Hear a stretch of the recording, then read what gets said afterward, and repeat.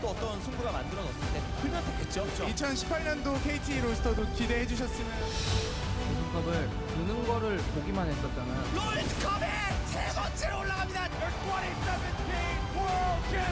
가장 높은 자리에서 진짜 제대로 통쾌하게 한번 복수한 것 같아요.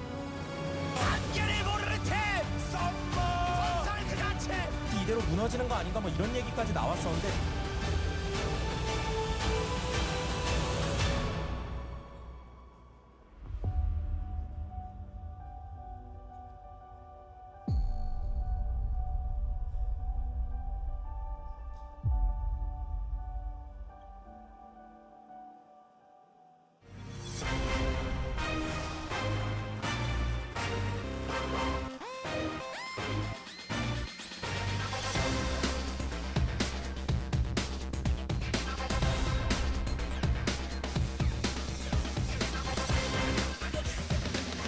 Welcome back, ladies and gentlemen. Damage up the charts there.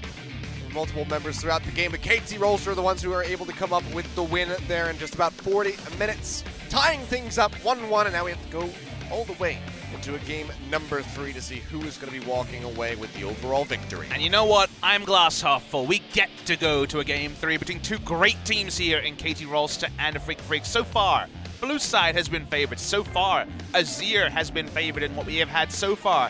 Purely an Azir versus Veigar Knight. So I want to see, on the red side, KT Rolster mix things up with the bans. Stop kind of feeding over obvious picks to the side of Afreeca that have already worked tonight. Looking at the MVP, though, it's going to be Smeb on the Gangplank. His escape, maybe we'll see it finally. Yeah, maybe we'll actually get that replay. But 78% kill participation. Of course, it's pretty easy to get that when you have that barrage to go through on the global, but still, fantastically done by him. We were talking to the Korean casters, or you were rather, during the break. And everybody else agreed that Kiin did indeed cheat in that 1v1, getting help from that redemption. But here we go. This is the escape right here. Let's watch here, because Sonya's teleports. Interesting interaction. Uses it. He used it after, I'm pretty sure.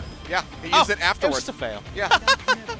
So yeah, I thought maybe during the untargetability frame right at the end you could use it, but turns out he just used it afterwards. Just a fat finger. Kind of funny. He might have also died to a tick. I couldn't tell. See, that's what I thought on the there. first viewing was I thought that it was just the event horizon missed, and it turns out that that's just what happened.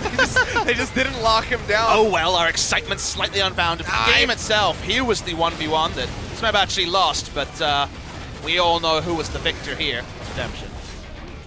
Truly redemption, too strong. And it's just that miss on the barrel feels so bad. I like how we're throwing that into his MVP highlight reel. I mean, it was a significant part of this game. And Smeb was very consistent, dealt with a bad laning phase well.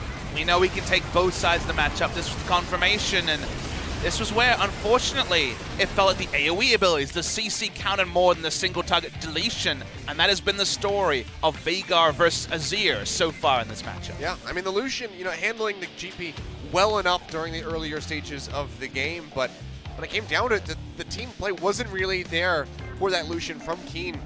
They got into that massive fight, and instead he just pushed down, got the turrets, because that was the best thing for him to do rather than try to fight with the team. So overall, compositionally, it just seems like things were a bit better there for KT. They got the win in the end, but they need one more to start this season off with a match victory. It's been back and forth. Blue side has been favoring. Let's see how this is going to turn out as Afreeca move back over. Confirmation that Score, of course, will retain his position after the victory. I think it's going to be a little while till the Rush fans are sated with their homeboy returning into the lineup. Kind boy. Kind boy is, of course, his official nickname. As also, you saying homeboy just sounds weird. It's been a weird night, Achilles. It is 8:06 p.m. Korean Standard Time. How do you do, fellow kids? And SKT fans will be joining, ready to watch their series. Sorry, we're one best of one away from actually seeing a particular match. SKT versus Rocks, the 2016 special, will not be on until after this particular programming. As on the blue side, Rise the first ban. Sticking with the Calista ban on red side. Let's see if KT put a wrinkle in, though, because we've had that same mid lane matchup a couple of times. Let's see what comes of the draft here, because so far blue side has got the riches, I think, at both games. Does appear to be that way. Kog'Maw, Rise, Ezreal, Calista. Not much changing on the red side there. I think that we're just going to be seeing that stick through. Overall, as we move through the games here at the beginning of the spring split. Did see Ezreal yesterday, but overall, it's been pretty shut out. Definitely a favorite of both Deft and Kramer, so the AD carry pool already significantly hit. What do we see? Mid lane bans apart from the Rise. Waiting to see. Look at this. Okay, we're getting interesting. On the blue side, Braum is banned, so Tahm Kench first pick. Looking like it's going to be forced, but that, of course, will unseat something like a Gangplank for KT to pick up again. So priority here of something like Gangplank and Tahm Kench is going to be fun to catch, even for a ban. And yes, Shyvana has to be banned. People don't want to deal with that.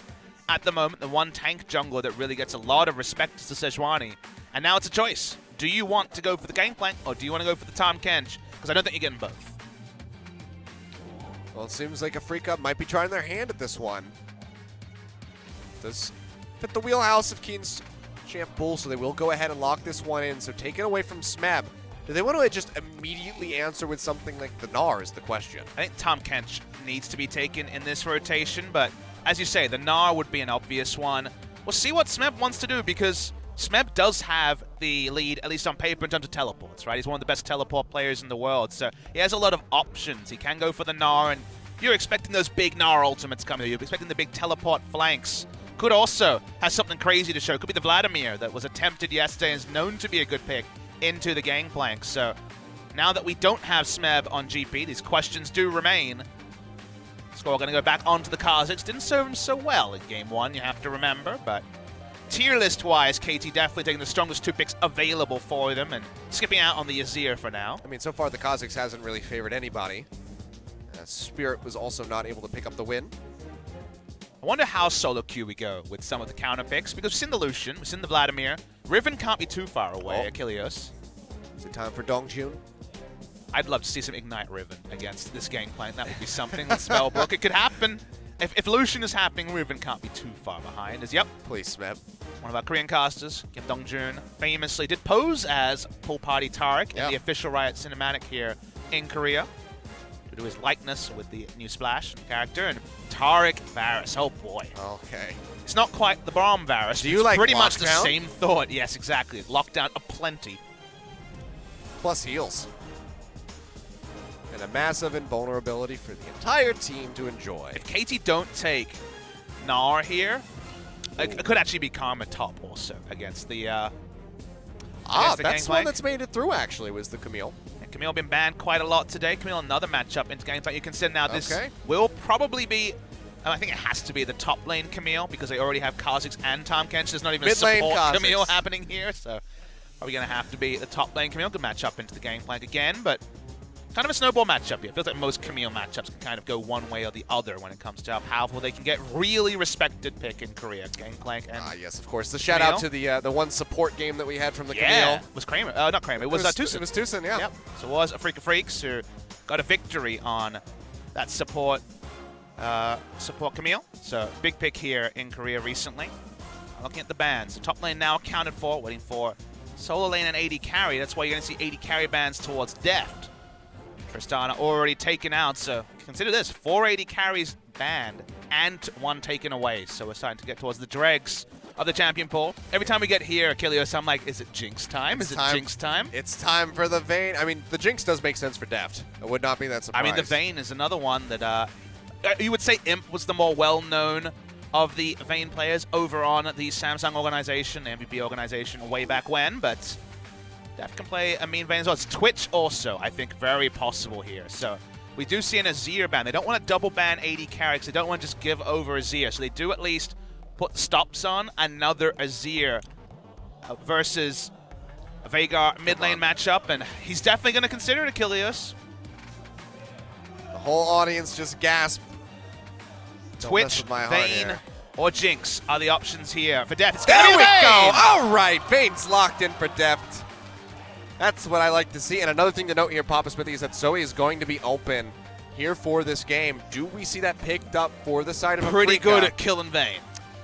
Yeah, you know, turns out that burst damage would be quite significant. And there's the Shyvana.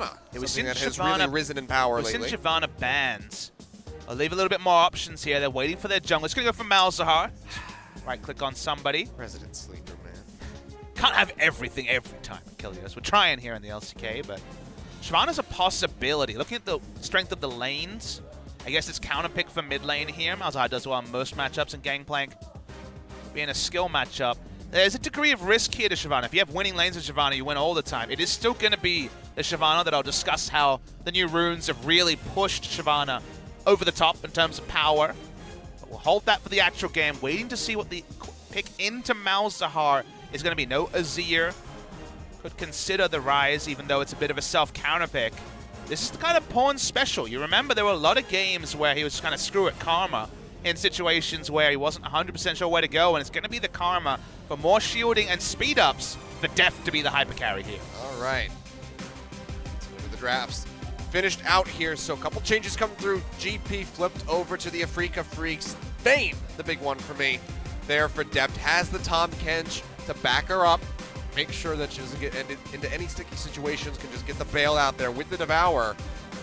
Hyper aggressive from the side of KT with that Camille and that Vayne and the Kha'Zix. People will wonder why not Zoe, because Zoe's available here and you could just play defensive and try and kill Mouse. Obviously not the easiest with his passive, but more importantly, consider all the picks kind of in unison. Super lockdown, global, slow. There's so many different ways to gap close and kill a Zoe that the amount of risk for the Zoe pick isn't really worth it. They've already got super damage out of top and especially the Vayne, so something that can have that little speed up, just get out of sticky situations in the mid lane, be safe with shields, and then buff up the carries, including Kha'Zix here. No Galio in the meta right now to run the Galio-Kha'Zix combination that KT love, but the Karma, a different way of adding a bit of tankiness to the team.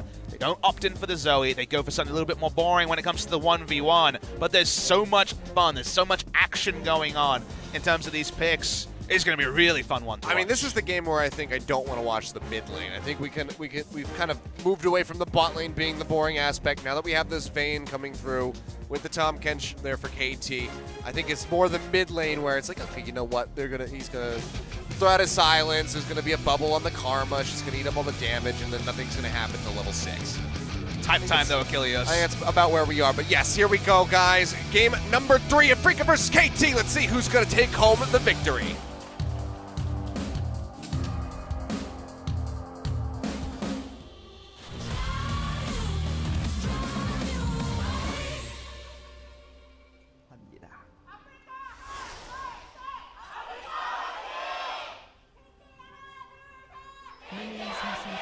KT fans being bolstered. You see that jump forward with a hook shot there. Kiin getting stunned up. Smeb was a little bit too excited there. He was able to close the distance before. Allow his team to back him up. Stun at level 1 is really powerful. Go for the hook shot. Now he has to lane with the hook shot, which is not ideal. Having the tactical sweep could hurt quite a bit at the start. So I can tell you the keystone, the Spirit, without looking at it or cheating. It's going to be press the attack, which is the big reason that Shyvana come back into the meta. There it is. Look at me. So clever with the Shyvana. Press the attack. The reason why we see it on her and almost no one else. You know, Vayne, for example, people thought that would be a press the attack champion. Definitely not. In fact, Klepto Vayne. That's a new one. Obviously, okay. Tumble auto is going to be a way to proc it, but that's a surprise. That's definitely not what I was expecting. So the reason why Shyvana and no one else takes press the attack is that Shyvana instantly procs it. Auto Q is 3 auto attacks because the Q counts as 2.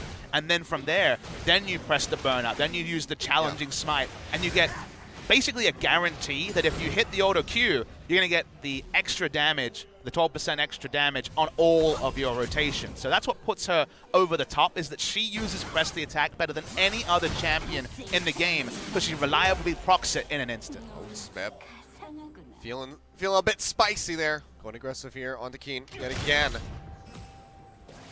Only has 1 minion and he's still just trying to trade. Get that kill there in the top lane. I've only watched international events and just sparingly Smeb. You might wonder why he's gotten so much respect from himself and other analysts previously, because he hasn't always had the big times on the international stage. Think of one big cannon ultimate at the last Worlds in 2016, and apart from that was on Trundle duty that time, didn't make it this year. It's the fact that no one I've seen is better at, 2 games just playing Gangplank and be like, well, okay, this is fine, I'm kind of losing some CS, but whatever. And then instantly can be like, okay, now I'm actually the aggressor. I'm going to play the lane perfectly from ahead. You already hit the first stun. Look for another one here. Yep, the hook shot. Closes the distance with the flash. Tries to lock up Kiin. Flash forward coming through. Score chasing in. One more hit'll do it. That's first blood going over to KT. Just 3 minutes about into this game. Beautiful. Really well done. He knows his limits. He knows his ranges. There's been so many times he's sidestepped the last auto, outplayed a gank. This time working with a gank. He knew if he flashed in, didn't matter whatever Gangplank could do, he would die. Excellently played by Smeb in the top side. And we said, what's Kiin look like when he falls behind? What's Kiin look like when he doesn't have counterpick?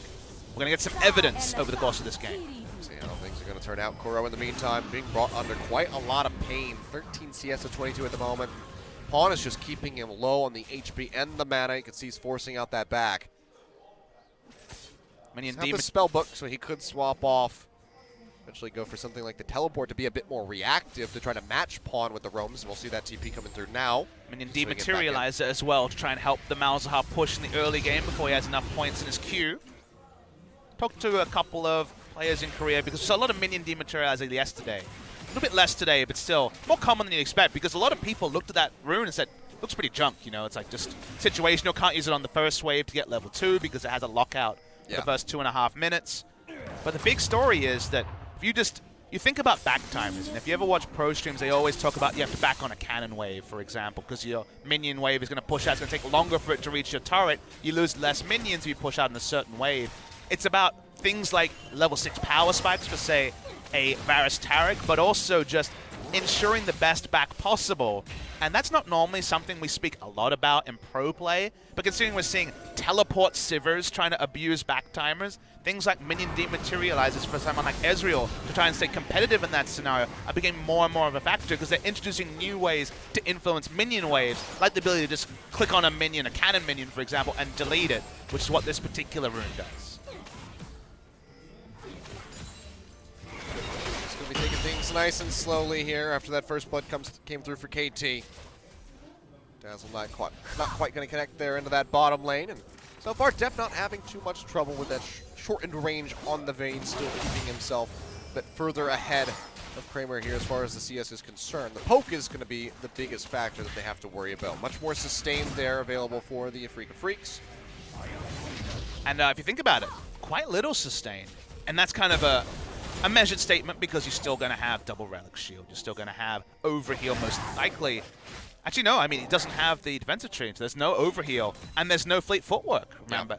Klepto is on the screen. We have to trust that is, in fact, the rune chosen. He actually is a low sustained Vayne. This is doubling down on a weak laning phase for Deft. You know, you can tell from the red pot that he has in the inventory that he doesn't have extra healing. He's opting into a horror laning phase against Varus. I mean, his sustain is going to be the biscuits that he's getting, basically. Biscuits and the health potions that he can net himself from the Kleptomancy. That's just about it. Hook's coming through here. Still has the wave pushing. Good news. Klepto Vayne coming to a solo queue game near you. Yep. Enjoy, guys. Might want to avoid solo queue for a little while or just ban Vayne every time. It's an option. It's pretty good in solo queue. Well, the aggressor is Smeb, as we knew from the earlier kill, and now no flash against hookshot. Means that every time he uses oranges, he has to back away from the minion wave, does Kiin. And Score is thinking, yep, want to kill him again. Notice the stopwatch is up now, and there is no stopwatch on the Camille, so have to be a bit more specific here to KT Rolster. See how they want to play this one out. Hookshot coming through. That's going to be the ultimatum thrown down. He's stuck in. Barrel comes through, pops the stopwatch. Does not have the flash, but that's just going to be Smeb and Score backing off. So the frustration for junglers now is, if you think about it, you remember when we started talking about competitive play. I may have to hold the point. We'll see if actually we're going to see an overextension. We won't. If you remember the start of competitive play, a successful gank was a kill, and a failed gank was no kill. And then it became, okay, blowing the flash is a successful kill. Is blowing the stopwatch now also a successful gank? So now you have this weird scenario where you have to gank someone twice over the course of the game just to have a 5-minute power window. It's the frustration of the free stopwatches for everybody. Could be. We'll see how it's going to develop. Yet again, I mean, we're still about as early as you could possibly be into the split, so there's going to be a lot of developments to be had. Tactical sweep coming down there from Smeb, not quite going to clip Spirit, but don't think they're really going to risk going for a dive. Likely know that Score is still going to be somewhere in the vicinity. Yeah, it's back timing thing. They just wanted to help him push out. Now Gangplank, who's had a tough run of it, a bit of help. Remember that we did not see Smeb getting any help on the Gangplank, whereas Spirit is getting help. Spirit is helping Kiin, I should say, sorry, on Gangplank. See, I like to think that if I talk about a dive happening, it's more likely to occur. Trying to wheel it into existence. We've certainly had some curse moments so far today, so certainly possible. You will notice another small adaptation, another synergy was between press the attack and the challenging smite. Sadly for all you junglers out there, when you do reach the zenith of pro play, which is the LCK, you're not allowed red smite. You got to get the green smite, you got to put down wards, so it's a little bit less damage output than your average solo kill Shyvana. Unless you're the oldest person on the team. That's true. Then you can do whatever you want. I mean, scores he hung, and he's still going for the Trax knife, so. He's just that nice of a guy. Kiin, laning phase, getting a little bit more comfortable. Flash is back up, stopwatch down, as we already know. Mid lane's been the farm fest, as you said, snooze fest. And have you noticed that Deft's handedly winning the bot lane? That's a strange one. Klepto Vayne, 16 CS up. Having a whale of a time getting the extra gold from the queue. That's so easy to proc. I imagine that might be a back-timer thing, but not 100% clear on that. By the way, he's in a very nice spot. So just want to keep that ball rolling. Some of those items that come through where Vayne can actually become a threat. Because right now, poke not going to be doing too much, whereas Kramer, you know, he's got that percentage HP damage to come through from the corruption stack, so he's going to be much more deadly at the moment in these poke battles. Whereas Deft really needs an extended skirmish in order to excel. Great. Comes through, but that's about it. Consider that you look at the 3 lanes. KT is obliterating Afreeca in lane CS in all 3 lanes. You almost never see this. KT, of course, very mechanically gifted, but I think through last year, I don't remember games where 3 lanes were winning in CS by over 10, but there's the situation right here. So really big laning phase, not all due to score, not all due to matchups even, given that take Varus, Taric every day of the week over the Vayne, Tahm, Kench. Things going very well for KT, and that's why they've opened up a 1,300 gold lead on top of the first blood that's picked up. I'll just go ahead and take a look at this mid lane. Kuro's just got minions on minions. Voidlings, rather. Pushing forward here, but Spawn's just going to kill them all. Spawn. Just reading about that, that's probably why it's on my mind. New Spawn movie. There's also Spawn, the OPL caster as well. Maybe OPL fame. That's it. Definitely not a unknown term in the League of Legends realm. KT starting to push up with gold earlier. Okay, action in mid lane. It's going to be the tether coming down, Spirit. Going to get rooted, but Kuro there to body block the tongue lash. So it seems like it's just going to be a bit of a waddle in there for Mata and a waddle out. Such as Tahm Kench. Pretty much. Free boots of both supports because of the extended laning phase. Top lane. Yeah. Massive amount of damage coming through there from Smeb. Kiin able to trade back a little bit with the parlay, but overall not going to be too much as KT goes ahead and starts up this Infernal Drake. Earliest dragon that we've had so far in the series here at 11 minutes. And it will be a wraparound from the bot lane. TusiN and Kramer come through to try to contest this. It's going to go low scores there for the smite. They secure it. That's going to be all that she wrote, KT. Picking up the first objective. And you keep piling up the reasons for why there is this CS discrepancy outside of matchups. Remember, Shyvana jungle, Kilios.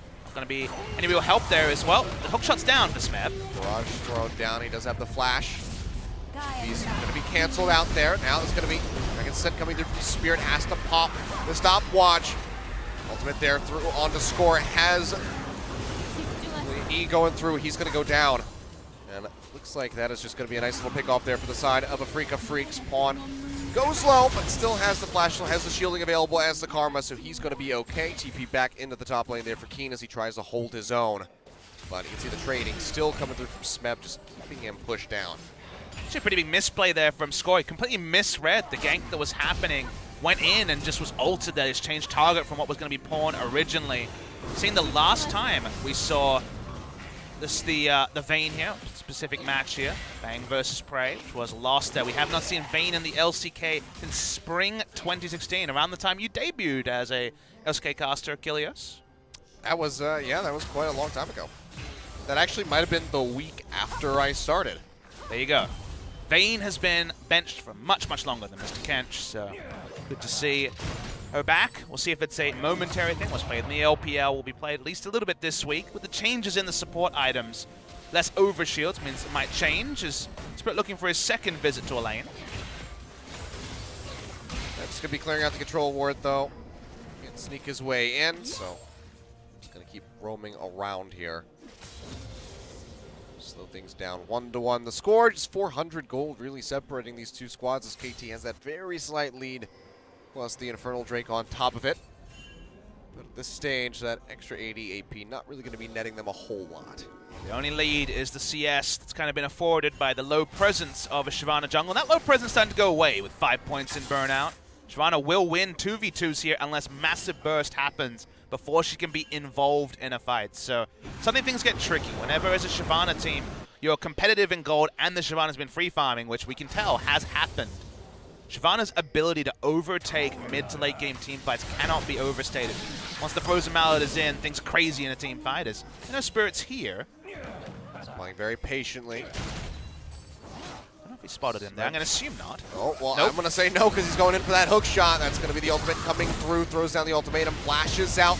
On is roaming his way up, has the shield to offer up, and now it's going to be the 3v3 as score also arrives. Tether going to be broken. On can't stick close enough to get that root down. It seems like everybody's just going to go their separate ways. I was doing my eyes, making sure that when the unsealed spellbook teleports from Mana, but he has gone Guardian this game. He's the one that has to sacrifice after no fleet footwork onto Deft. No one else joining the fray. We all back away. Will be Mata and Deft, however, roaming over into the mid lane. Just really worry for score here. After dying once, gone for the boots of mobility as well. The timer of Kha'Zix having even close to the presence of a Shyvana, starting to really tick and tick away, and Shyvana team fights are soon going to be a thing. Shyvana plus the ability to be completely unkillable with the Cosmic Radiance is a thing of the future, so Afreeca have some real power in the mid game unless KT can stick the landing on what has been a strong early game for them, but only to a point. They really are going to need Deft to be, fast with his footwork there, with his Vayne. If he can stay alive, go around the outskirts of the fight, he can rip anybody apart on the side of Afreeca. Like you said, the Cosmic Radiance will put a delay on that, but as long as he's not directly under threat, then he is always going to be threatening the lives of the members of the Afreeca Freecs. The ultimate used by Kiin here. Good read on the map. Pawn had just left, and they did not have vision of the topside river. That's control wards for KT, but good top laner sense here from Kiin. Yep. Also not going to allow for really any damage to get through in onto that turret. Smeb does have the Sheen, not quite the Trinity Force, but still would have ripped that turret apart very quickly if he could get some alone time with it. Longer the laning phase, the more farm Shyvana gets, the happier you are if you're the Afreeca Freecs. And looking to extend, and you were kind of alluding to the fact that extending against a Vayne can certainly be a fearsome proposition, but Malzahar, even Shyvana can kind of do a number on a Vayne in a fight just because she's so damn quick. Gangplank barrel out of nowhere does a half health to a Vayne, and then just Cosmic Radiance at the right time, and the damage is negated. There is the chance, of course, that we could see a highlight reel play from Deft, but he definitely has a lot to respect in team fights, and one little mental fade will be his death. Well, for now, just sitting down there in that bottom lane, still has that CS lead. Just waiting for Mata to rejoin him. Now just sitting back behind the turret, keep himself safe. But overall, you got to say, pretty clean farming phase for him. Has maintained a lead, hasn't gotten picked, hasn't gotten any kills himself, but this is about as good as you can hope for overall for a Vayne. Oh, it's tremendously better than I could have expected because he didn't even go fleet footwork, and he has a CS advantage. That's outstanding if you're a Vayne player. Potential pain would have been something. They would have known that Klepto was there very, very early, of course, given the inventory full of things. Is nice stopwatch. Just have that one. Just going to take a little bit of damage from that hail of arrows. Dazzle coming through. Has to flash over to the side. Yep, Afreeca looking for that opening. A heck of a lot of damage in on the Deft. Now going to be without that flash, so that much more vulnerable. To ult flashes, just like Ruler's famous play against FLICKR in Game 3 of the World Final. Spirit spotted an award, but first brick is on the menu. Yeah, that's going to be the play that Afreeca are looking for, but Deft and Mata, they're going to call the bluff. They go ahead, they stick around. Dazzle will come through, but everybody else is already peeled back. There's an Infernal Drake that has spawned that they could go for if they can find the opening here. Abyssal Voyage coming through. That's going to be Mata and Deft now arriving in the fight. Smeb here above as well as the Cosmic Radiance comes down onto the 4 members of the Afreeca Freecs. Nethergrasp coming down, targeting out in onto Smeb, trying to finish him off, but the Devourer is there to keep him alive, and he's going to be able to exit back into the mid lane. Score also going low, but it seems like they're all going to be able to walk out with their lives. Flashes blown on both sides, an exchange of summoner spells. Afreeca maybe having the better of it because they can go for the turret, they can go for the dragon, but KT do live to fight another day. Yeah, really interesting one. Both teams skirting on respectful potential to either back in or engage. Ult down on Kramer was pretty significant there. He couldn't look for a pick, so both teams skirted around. Afreeca will pick up the Drake. It's worth noting, kind of stolen under the nose of KT. They're going to look for more, but they won't be able to get the turret as pawn instead. So Infernal Drake to Infernal Drake now. Pretty even playing field. Still just only the slightest bit of gold separating these two squads. This is just yet again going to be back and forth. I mean, we might be into this game, Papa Smithy, until 9 p.m. when we can get ready to start our second series of the day. And we take a break, and we do it all again. Oh, yeah, that, of can't course, is what happens here in the LCK. Very excited. I think it'd be very worrying, though, for SKT if this same scenario played out for them versus the Rocks Tigers. And I think a lot of people have been quite outspoken about, you know, the roster moves SKT's made. I'm ready for them to come out and remind us of their class. They can still come out and obliterate Rocks, who are expecting to be one of the lowest placed finishers here in the LCK. But first game of the season is always going to be a fun one to look at. SKT Rocks, you know, once top of the table now, should be a comfortable SKT victory. But let's focus on this one, because it's been a great series after the hour of false starts we had with our Papa and Achilleos podcast for an hour. So like you say, finally poised. Still a chance for KT in the late game. It's nothing not... We've had a lot of games where it was like, all right, this game gets to 40 minutes and I'm pointing at one team. There's still reasons that I think Afreeca's favor, but there's no guarantees. Some of the options here for KT, and if Smeb just starts solo killing a Gangplank, then 4-1 is a real possibility as well. So first objective previously to Afreeca after answering KT's Infernal. Now we see Score trained onto the Rift Herald. It's going to be soloing this one out. Be able to do so with relative ease. Does have Smeb there to back him up just in case, but oh no, it's actually going to be the Baron spawning. He doesn't have time. I didn't even look at the timer. Neither did I. That was comically late attempt there. Okay, I just assumed the Score would have enough time because he's Score. You know, he's a very smart jungler. That was a bit foolish. The Rush fanboy's getting louder and louder. Oh yeah, Rush would have never started that. He wouldn't have wasted his time. There were Raptors He would have to kill. seen. He would have known, and he couldn't finish it off. Well, bit silly there. Bible Score. It's going to be a long season for Rush fanboys, isn't it? Well, that's what happens when you have a superstar on the bench. I mean, that's the thing that honestly we have to has to be proven. Is he still going to be at that superstar caliber after this long away from competitive play? That's going to be it. I'll hold that thought for another time, though. Nethergrass comes down, and that's going to be Score getting absolutely melted. Kuro goes golden, trying to keep himself alive, and Pawn has the flash away as the Shyvana goes in for the chase, but now Smeb going in, finds Kuro, needs one more hit, but it somehow just jukes him back. He just walks to the side. Smeb doesn't react fast enough, and now he goes down. That's 2 picks going over to the Afreeca Freecs. Pawn, like you're going to have to back out of here. 1 barrel could just go ahead and set him up for a death as Kiin looks to push in. And suddenly, Afreeca now have the lead.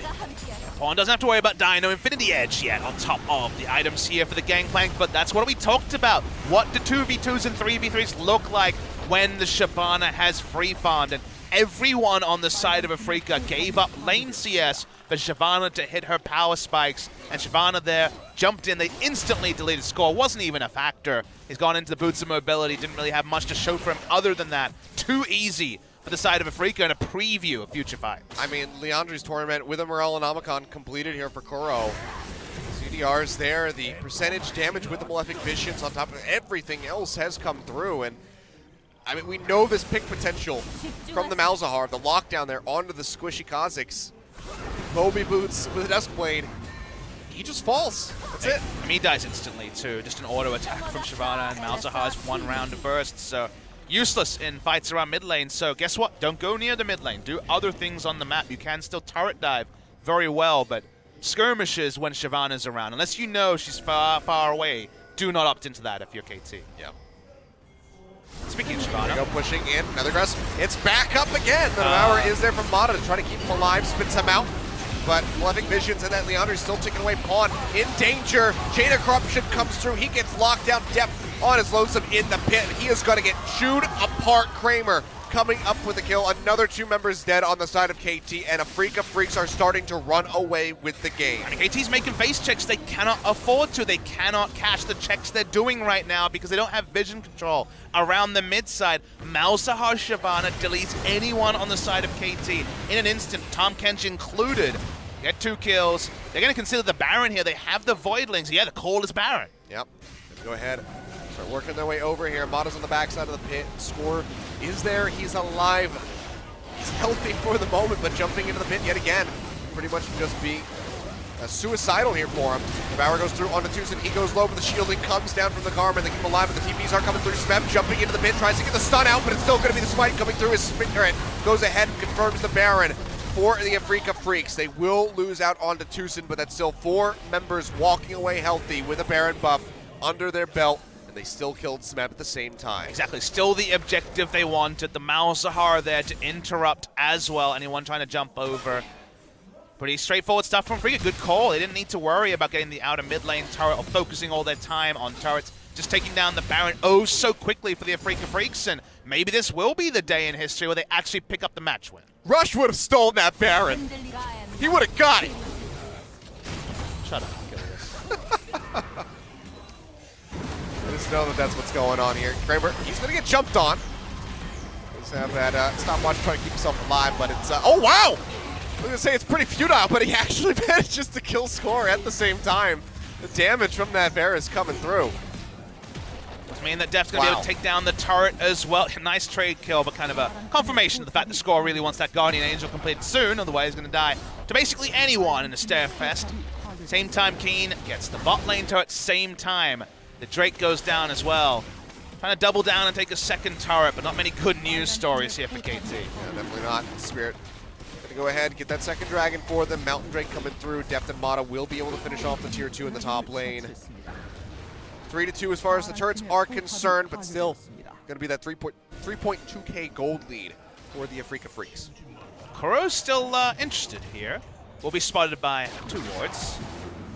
Wow, okay, Power flash really away. Mata does investment. not want to mess around with this Malzahar. You would have thought he would have known because they had a lane ward that Gangplank wasn't really in close enough proximity, but safety first here and kind of understandable. A couple more things go the way of Afreeca and it's almost a walkover in this game. They feel massively far ahead.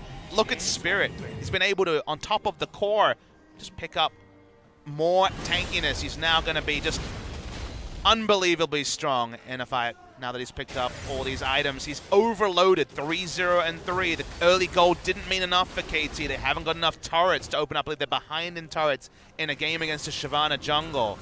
It's all falling apart for KT Rolster. Certainly not looking good here. Kuro playing very far forward, has the passive up. Here's a push in, threaten that nether grasp. Score's waiting over the wall, spotted out by Ward there, however, so not as sneaky as he would like to be. Spirit side laning. That solo queue, Shyvana is going to win this game himself, damn it. I mean, really, they need Smeb to just go off on somebody, but with the pressure being applied by the Shyvana and the Varus, we already saw how much burst damage Kramer can do. Even in a 1v3 scenario, killing Score, just not looking good. Hook shot to the side, but he's still going to be locked down. Nether grasp just for good measure, and there you go.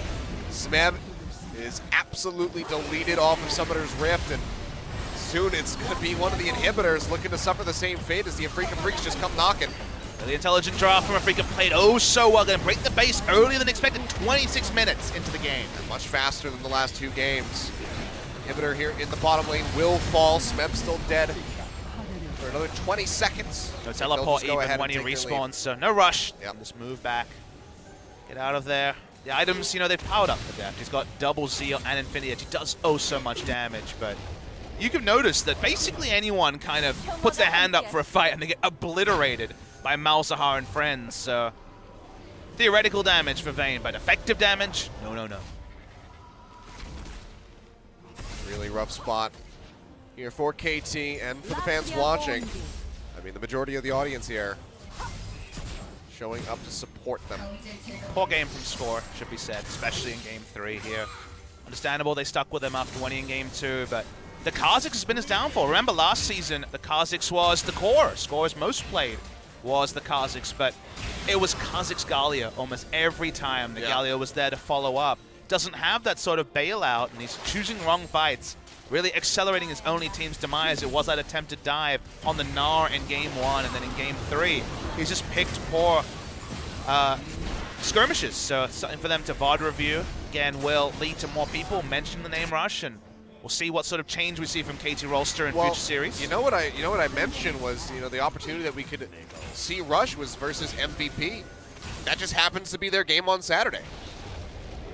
Why not Game 1, right? It's the next game after this performance from Score versus MVP, who have did not look good. Why not just say, screw it, play Rush for the first game at least? You know what? I want to have a counter answer, but I don't. I think that is a very good option for them in their next match, especially in Game 1, right? Just Game 1, and then if all else fails, you can always throw something else. Not going to be any communication issues there, of course. So, yeah, we'll see. We'll see. Wait and see what happens in that particular scenario, but... So, hey, you guys better watch on Saturday, just in case. Always appreciate your patronage here in the LCK. Like I said, especially the MVPs who stuck with us throughout the entire podcast that we had going on earlier. It's been a long first set, still a second one, but feels like the long first set, maybe 5 to 10 minutes away from an Afreeca Freecs victory, barring the sort of outplay that, exactly, it has to be disastrous, multiple different ways. 5v5, you prefer Afreeca's comp. KT split pushing through Smeb early after the first blood looked like a possibility, but it's a long-forgotten dream at this point, and yeah, Deft got the auto. Follow the auto. Got him. I mean, it does cancel home guards, which is hilarious. Well, okay, they got the turret there in the mid lane, but that's about it. 50 seconds on the next Baron, a minute and 15 on a Mountain Drake spawning. They need kind of a steal. It's kind of their hope. Seeming more and more unlikely as we push forward in this particular series. I think Baron, kind of the icing they're looking for here, the Afreeca Freecs. Control ward on it. They know that KT haven't been in the area recently. KT do previously, though, have the control ward towards the river brush for top lane. That might actually be helpful. Spirit can zone around, so level up on score and unkillable at this point in the game. He doesn't have to worry about a damn thing walking up towards the Kha'Zix. Ridiculously healthy is Deft. See how long that lasts. They're just pushing down this river. I don't know about this one, Achilles. Can easily cut away over toward the right-hand side here. That's just going to come out. Doesn't find anybody. KT literally, with that posturing, is saying, we will outplay you, which, with a Vayne, is always a possibility, but it's oh so risky. Death's here and the game's over. Gets a bit of damage there in onto TusiN. That Vayne damage is starting to shine through. He's got the Guardian Angel. Protect the Deft was Samsung Blue's major strategy. It has been KT's from time to time. Deft is huge, but you would have to have an insane series of outplays to outplay these fights. Does this also give them a lot of time for Smeb to continue that push there into the bottom side of the map? Kiin was playing forward up into the jungle, trying to, kind of staying by the rest of the Afreeca Freecs. It's bigger than that, because they're doing it against the super minion spot lane as well, taking turrets. So hard to do. Ult misses. Find anything there. Now Afreeca starting to kite back. Deft goes forward, tries to get a couple hits in, but can't really get the true Silver Bolt procs to come through. Can there be that moment of magic from Deft? He's feeling it. He is free farm. Looking for it. Silence comes in. He's down to half HP. The Devour's there from Mata to keep him alive. Hey, Devour for Cosmic Radiance. You'll take that trade if you're KT. Very nice one indeed. Now looking for Spirit. Gonna get chunked out. The Nethergrass comes through. He does have the Guardian Angel, which will get popped now as the TP comes through here from Kiin. So that's gonna be Mata going down. Deft respawning right into the thick of the members of the Afreeca Freecs, and he'll get taken out. The bot lane completely decimated.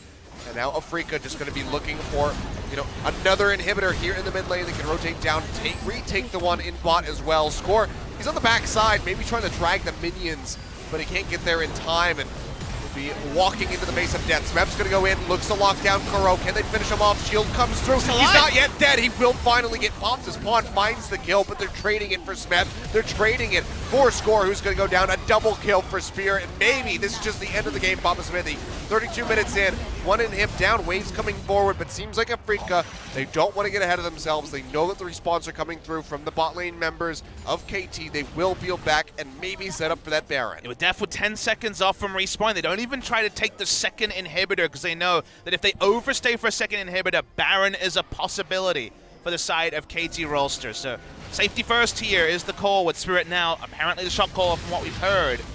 KT, they tried to go for those outplays. You were thinking it was going to be a pop-off, but Malzahar didn't even have to flash to get the ultimate onto Deft. A positioning mistake. Where did Vaughn just TP from? I didn't catch that, but the I think super he just minion TP'd wave from there. the base into right in front of Interesting. the. Okay. Let's just leave that at lie as it will. Yep. Good news story for KT, taking that particular inhibitor turret. But it's not going to be something they can return to. Feels like the full court press from Afreeca is inevitable. Deft trying it again. This time there's no Malzahar to lock him down. No QSS on Deft, it's worth remembering. Yeah, you know, I would say that that's ill-advised. Especially because he walked up after being devoured, then you devour on cooldown and die. So, speaking of dying, this Baron is so fast going down. Yeah, it's just getting melted score, looking for the opportunity to get in there, but just doesn't really have it. Knows that he'd be going to his death. And the Baron gonna go over to Afreeca. 3.5 minutes on the clock. Mid in him already taken out. Bottom one still exposed. KT need an absolute miracle. It's not an impossibility, but it's certainly improbable, Achilleos, as Afreeca need to stay rotund. Trying to play the map here is Smeb. Kiin doesn't have teleport, so he can be extra annoying here on the Camille and know there's no one to answer him. Oh, the Dragon's going to be a late spawn. It's going to be taken here at 34 minutes, the 4th Drake of the game. That probably will, the game may be over by 40 minutes, so it may not be a massive factor. Smeb making his way out of there. As you can see the charge coming through from Afreeca, moving down that bottom lane. They want to get that second inhibitor. Let's see what the next purchase is for Deft. Goes back, can of course sell the Targons. Keeps the Targons, sells Guardian Angel for Bloodthirst. So still no QSS. His read here, once he committed to GA, is he can't afford the DPS drop of going QBS. Didn't have an entire Mercurial. So the most damage he can get on his income was a Bloodthirster for another Overshield for healing in a fight. But they have to account for the Malzahar. They need to find a way to stop him just being killed. He's a short-range DPS against a short-range mage that will delete him. Really running the risk here is Deft. It's a lot of confidence, but you can see not really helping him out in any way, shape, or form as that inhibitor does go down. 2 now taken out. Afreeca can draw that pressure away, but Smeb, yeah, he's going to be going for the play here into the top lane. And he'll be able to chunk that out very swiftly. Let's see if they can actually pressure these recalls. Baron recalls. Trying to interrupt them. Doesn't quite get it. Right in that last little bit. Smeb is able to finish off the inhibitor, however. Kuro's alone. Yes, he is. Now the TP coming through, but that's just going to get canceled out. And actually, Smeb setting himself up to almost get caught out there. Delaying right outside the base of Afreeca Freecs. In the meantime, KT just going to be losing that that Nexus turret. Oh no, the cannon minion got confused. Oh, didn't know what to do anymore. That cannon minion was paid off. That's what I think there. Quiet, please. I have forgotten my function. How do you get distracted from this like appealing large turret and just go for a random minion? I don't understand. I don't know. It's like seeing 20 bucks on the street and then going for the penny. I'm guaranteed the penny. The 20 bucks is 50. But the penny's good luck! It was face up! Think about what that luck could get me down the line. Well, all the luck. I could find 20 bucks! It's good luck for KT, and they need a couple more moments of that. They need to find some 4-leaf clovers, some rabbit's foots, anything appreciated. Hard to understand. Look at the gold that Deft has. He has about, what, 2,050 worth of gold to spend because you can sell the Targons for just over 300. Is the shield worth it over a QSS? You'd think not, but also you have to also take into account that right now he can't be shopping, he needs to be in lane, so the next purchase time may never happen. The game could be decided. Kuro has flash available, wants to flash ult at any opportunity, but he'll take a free turret first. This is nothing they can do. Deft is like walking up and just getting 1 or 2 shots off, but he needs the extended fight. He needs to be able to get those true silver bolt procs. And look at the turret just get melted. He's caught. Getting corruption coming through. Mana still going to get rooted, but still wants to devour to keep Deft alive. And that's going to be all 3 now down. That's going to be the Nethergrass coming through. Deft, all the shielding, trying to keep him alive. Isn't going to be enough to devour. Dies. Not going to happen. He's going to die. Kiin comes up with a kill, and that is going to be Afreeca doing it. They had a 0% win rate against this team in 2017, but they come out here at the start of the new season and they take down KT Rolster. A lot of people, jokes aside, got very excited for KT. But this is not the start that they wanted. Afreeca, however, looking like potentially a powerhouse that could develop moving forward. Yeah, Afreeca Freecs and 3 games, we know all about that match made in heaven, but actually winning it over KT for the first time since the inception of the 2017 LCK spring season. Great shot calling, I like the draft as well. Too many mistakes from the likes of Score over the course of this first series, and in general, Afreeca Freecs, they're what they were required to do here today. Face against KT Rolster with the same lineup. When they have the new lineup, they no longer have Marin. There were more questions about Afreeca by far. KT came in big favorites, and Afreeca on the first time of asking have done excellent against KT Rolster. Big victory for them, and maybe they really do have to be respected because Afreeca Freecs are looking and gunning higher than ever before. Yeah, they really are. I mean, Kiin especially, got to give that guy props. Yep. Really excellently done here on the day. Some mistakes, obviously, here and there in the Lucian. Maybe not the best thing. It was a bit of, he was able to control the lane for the most part, but couldn't really influence the team fights. But aside from that, he was playing very well in the 1v1s and at times going toe-to-toe with Smeb. At the end of the day, if you say, hey, pick a carry matchup against Smeb and don't get outclassed, that's a pass mark for most people in the world. He did better than not get outclassed. He was competitive to the last, which is very good. A very good sign for Kiin, who was one of those players where if you're watching Everett, you're like, this guy has something about him. What will he look like on a better team? He's on a better team now. He still looks good. And KT Rolster, even with the off-season interviews saying that they'd leveled up their shot calling, even with the confidence of winning the Casper Cup. Casper Cup means for nothing in the 2018 season. It means for nothing in this first best of 3 of the season for KT Rolster. And they have it all to do still, despite all their proud words.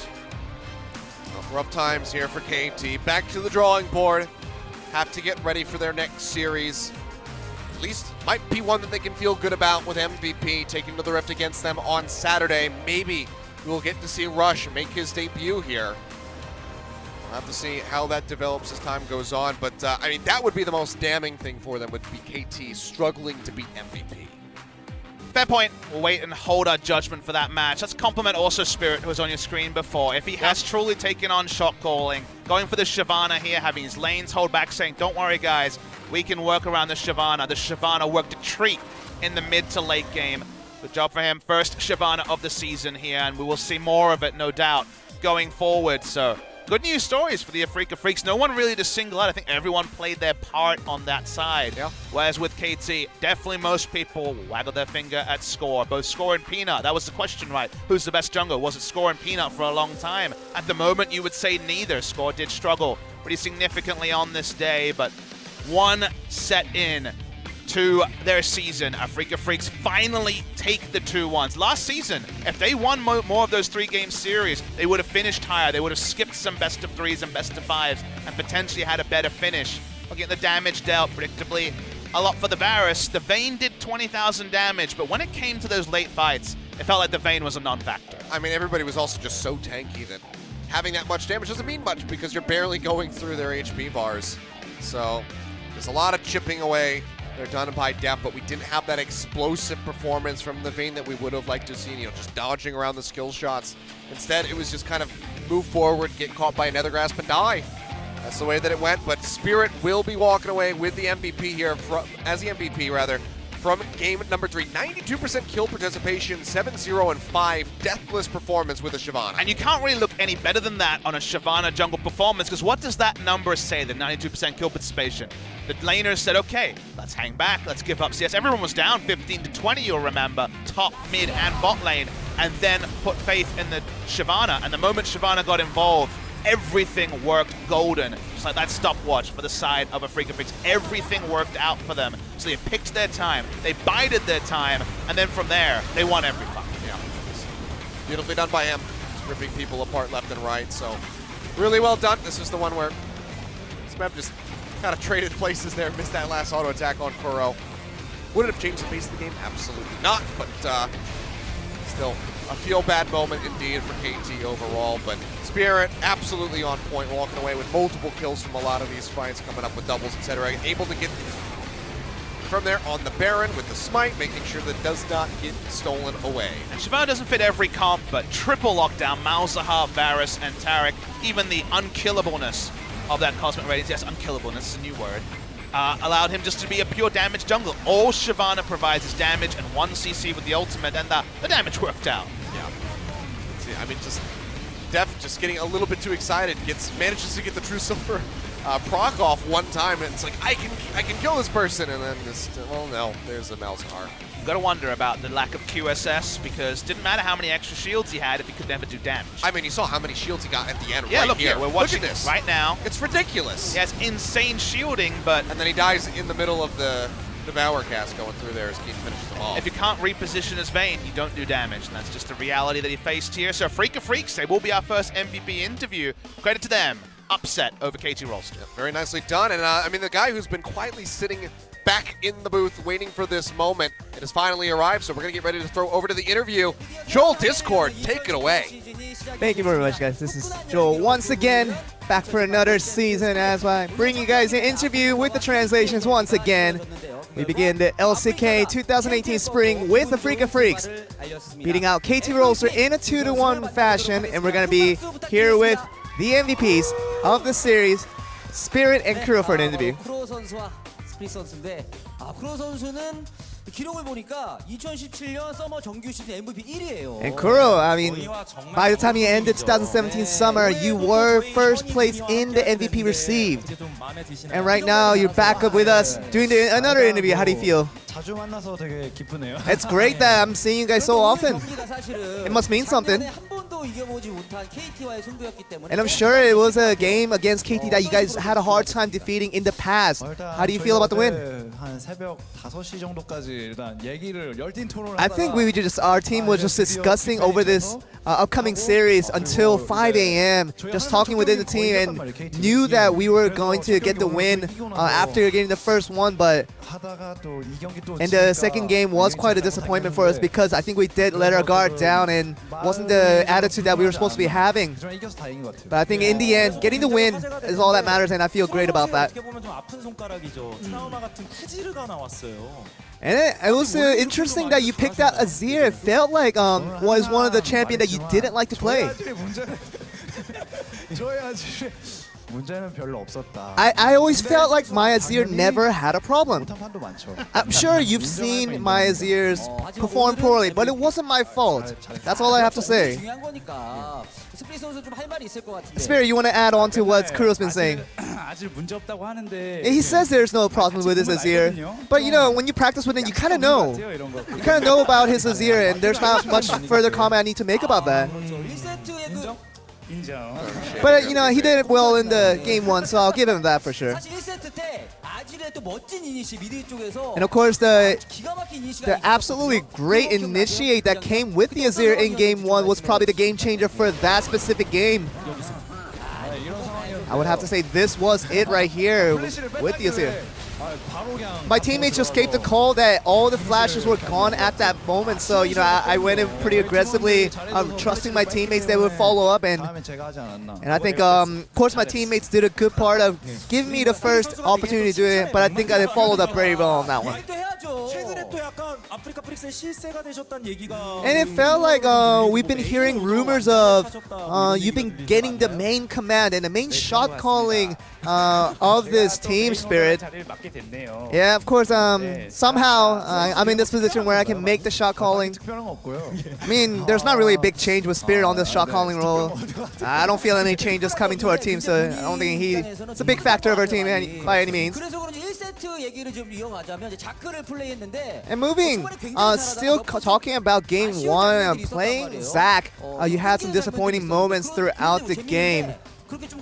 And it just felt like when you were cut off, and it felt like it would lead to a losing fight for your team. It just felt like your team ended up winning in the end because of your loss. Yeah, I think it was the sort of a foreshadowing that I did, you know, by seemingly it seemed like I was throwing by going in so aggressively on the Zac, but you know, when your teammates clean up so well after that, and it just draws all the attention away from you, I think it does give the credits to me for making that play in the first place. Yeah, I think in the current matchup with Azir and Veigar, I would have to say Azir has a little bit of an edge just from the laning standpoint, and I think just that builds up to the very much the late game where it does have the better advantage overall. 지르하면은 쿠지를. 그래서 이제 3세트 때 또 스프링 선수가 시바나로. And of course, game 3, what we want to talk about later was the Shyvana coming from you, Spirit. 수도 있지 않나요? 어떻게 보면? And it just felt like something that might not have been a choice 소리 들리는데 of champion that we thought we didn't expect you to pick on that one. 그래서 많이 안 좋아하긴 하는데 Yeah, it's not my favorite champion by any means to play on the jungle, but I think a win's the most important thing, and just getting the win was the what it took for me to pick that champion, even if I didn't like it that much. 시바나 하실 때 기인 선수가 고통도 많이 받았는데. And it seemed like Kiin at the top lane was having a hard time in the top lane when you were playing the Shyvana. I think, you know, him being still kind of a rookie and being a kind of a newcomer into this LCK and not getting nervous and holding on to his place, even though bad things does happen to him. I'm very proud of him for that. And of course, with Kiin adjusting to your new team, how do you feel about helping him out on that one? 팀에 좀 빨리 녹아들려고 많이 놀려요. Yeah, we just kind of try to joke around with him a lot and just tease him a lot just to make sure that he feels more friendly with us and just gets more comfortable with us in general. And it felt like the roster of Afreeca Freecs, starting with this 2018 spring, has gotten a lot stronger. 되게 시끌벅적하고. Yeah, I think our team morale feels great right now because we're just loud and rowdy and we're just having a good time, and whenever we do meet the fans, you know, they can definitely tell the smiles in our faces. 장점도 있죠. 장점을 얘기해 주셔야지. 장점은 이제 팀 내부가 시끌벅적하고. And of course, you know, like I said, the positives are that we have a good vibe going with our team. 꿀픽을 찾을 수 있다. And I think it's our communication becomes greater, that we're able to find these hidden strategies within ourselves, and that really does help our team grow as a unit. 그리고 스피릿 선수가 또 상대 KT 선수들과 되게 친하잖아요. And I know that, Spirit, you're good friends with some of the members from KT Rolster, but you knew that Deft picked out Vayne. Did you, or are you not surprised by that pick? I think, you know, Deft, he knew he was getting into trouble when he picked that pick, and I was just kind of smiling in the back and knowing what's going to happen in the future for him. And of course, coming back from a 1-1 deficit, and, you know, coming back to win and 2-1, getting the win was significant for you guys, but it's just the beginning for you guys. And I'm sure a lot of the plays that you would have done better if you had the chance to go back. How do you feel about the future going into this? Yeah, I think I didn't have many chances to prove myself in the past season, so I really worked really hard to make sure I do that this time. But I think, you know, it's important to get that first win out of the way, and just it's really good to get in on our first game. We try to do better for the rest of the season. Anything you would like to say to all the fans that are joining here today? And we have to say that we're not the best team in LCK, and no one can really deny that. But I'm really thankful for the fact, even though the fans are still cheering for us, even if we're not the best team.